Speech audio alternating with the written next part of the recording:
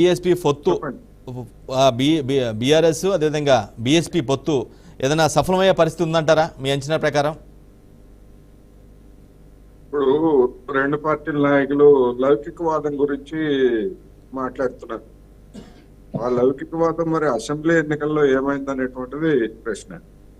ఎందుకంటే అదే బీజేపీ అదే కాంగ్రెస్ ఇవాళ ప్రత్యర్థులుగా ఉన్నాయి, లేదు బీఆర్ఎస్ కూడా ప్రత్యర్థిగానే ఉంది. ఆ రోజు లౌకికవాదం గుర్తుకు రాలేదు. లేదా ప్రవీణ్ కుమార్ గారికి మరి ఆయన సొంతంగా పోటీ చేసేటప్పుడు బీఆర్ఎస్ ప్రభుత్వం మీద లేదా బీఆర్ఎస్ పాలనా తీరు మీద బీఆర్ఎస్ మీద ఏ విధమైనటువంటి విమర్శలు చేశారో మరి అందరికీ తెలిసిందే. అంటే 3 నెలల్లో లేనటువంటిది ఇప్పుడు కొత్తగా ఎట్లా గుర్తుకొచ్చింది అనేటువంటిది ఒకటి. రెండోది, కేసీఆర్ గారి వ్యవహార శైలిని తీర్థంగా చూసినప్పుడు మునుగోడు ఎన్నికల సందర్భంగా కమ్యూనిస్టులతోటి ఆ రోజు అవసరమై ఏ విధంగా మాట్లాడారో, ఆ తర్వాత కమ్యూనిస్టులను ఏ విధంగా తోలనాడారో మనం చూసాం. అందువలన ప్రవీణ్ కుమార్ గారికి కూడా తర్వాత అదే విధమైనటువంటి ట్రీట్మెంట్ కేసీఆర్ నుంచి వస్తుంది తప్ప అంతకు మించి పెద్దగా వచ్చేది ఏమీ లేదు నా అభిప్రాయం ప్రకారం. రెండోది, ఇప్పుడు వీళ్ళు కలిసినంత మాత్రాన ఒక ప్రధానమైనటువంటి శక్తిగా అవతరించేటువంటి అవకాశాలు ఏమాత్రం లేవనేది నేను చాలా స్పష్టంగా చెప్పదలుచుకున్నాను.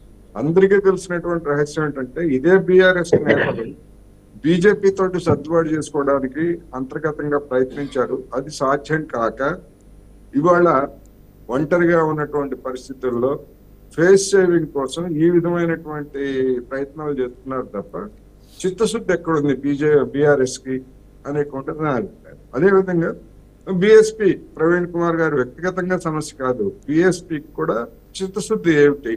ఎక్కడైనా ఏ లౌకికవాదానికి కట్టుబడి కానీ లేదా మరొక దానికి కానీ బీజేపీ మతతత్వానికి వ్యతిరేకంగా పోరాడినటువంటి శక్తి దేశంలో బీఆర్ఎస్ తో బీఎస్పీ కలయిక వల్ల దళిత ఓటింగ్ కూటమి కలిసి వచ్చే అవకాశం ఉందంటారా? దళిత ఓటింగ్ బీఎస్పీకే దళిత ఓటింగ్ రాలేదు, ఇంకా బీఆర్ఎస్ కి ప్రత్యేకంగా కలిసి వచ్చేది ఏముంది? ఇప్పుడు ఒకసారి ఎన్నికల్లో ఓడిపోయిన తర్వాత బీఎస్పీ బలం ఏమిటో లేదా బీఆర్ఎస్ బలహీనత ఏమిటో జనానికి తెలిసిన తర్వాత అనేక మంది దాని నుంచి దూరం అయ్యేటువంటి పరిస్థితులే ఉంటాయి ఇవాళ ఉన్నటువంటి రాజకీయాలు. అందువలన బీఆర్ఎస్ డెఫినెట్ గా అసెంబ్లీ ఎన్నికలతో పోలిస్తే రేపు పార్లమెంటరీ ఎన్నికల నాటికి ఇంకా బలహీనపడుతుంది. బీఎస్పీ పరిస్థితి కూడా అంతే. ఎందుకంటే దానికి ఉన్నటువంటి బలం ఏమిటో అంతకు ముందు వాళ్ళు చెప్పినటువంటి బలం గురించి వాళ్ళు చెప్పుకున్నటువంటి మాటలు ఏమిటో ఆ తర్వాత జరిగినటువంటి పరిణామాలు ఏమిటో చూసిన తర్వాత వాస్తవాలు చూసిన తర్వాత గతంలో బీఎస్పీకి ఓటేసిన వాళ్ళు కానీ లేదా బీఆర్ఎస్ కి ఓటేసినటువంటి వాళ్ళు కానీ ఇవాళ పూర్తిగా ఆ పార్టీల వెనకాల ఉంటారని కూడా మనం చెప్పలేము.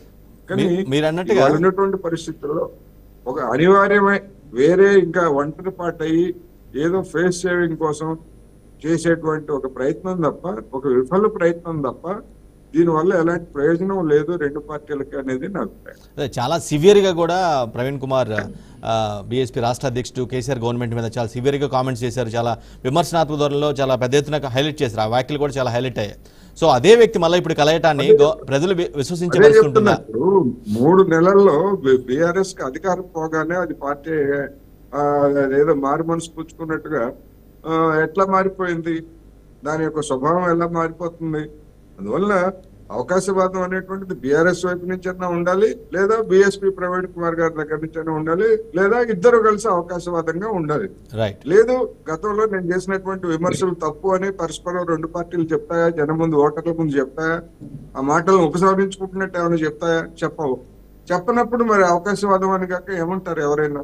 అందువలన ఇది ఒక అవకాశవాదం, ఏదో ఉన్నంతలో ఏదో చేద్దాం అనేటువంటి ప్రయత్నం తప్ప దీనివల్ల ఎలాంటి ఫలితం ఉండదు, జనం కూడా విశ్వసించరు. ఇప్పుడు ఆర్ఎస్ ప్రవీణ్ కుమార్ గారికి ఉన్నటువంటి ఆయన అధికారిగా మంచి పేరు తెచ్చుకున్నటువంటి చరిత్ర మనకు తెలిసిందే. కానీ ఆ పేరుతోటి ఆయన సంపాదించుకున్నటువంటి మద్దతు కూడా ఇప్పుడు బీఆర్ఎస్ తోటి కలవడం వల్ల అటువంటి మద్దతుదారులను కూడా ఆయన కోల్పోయేటువంటి అవకాశం ఉన్నది. ఎందుకంటే ఆయన నమ్మిని ఆయన కోసం పనిచేసినటువంటి వాళ్ళు, కాన్స్టిట్యున్సీస్ లో పనిచేసినటువంటి అనేక మందికి భ్రమలు కోల్పోయేటువంటి అవకాశం ఇప్పుడు స్వయంగా ప్రవీణ్ కుమార్ గారు ఇచ్చారనేది నా అభిప్రాయం. రైట్. శ్రీనివాస్ రెడ్డి గారు, మీకు 2023 అసెంబ్లీ ఎన్నికల్లో అది కాంగ్రెస్ పార్టీకి అదేవిధంగా బీఆర్ఎస్కి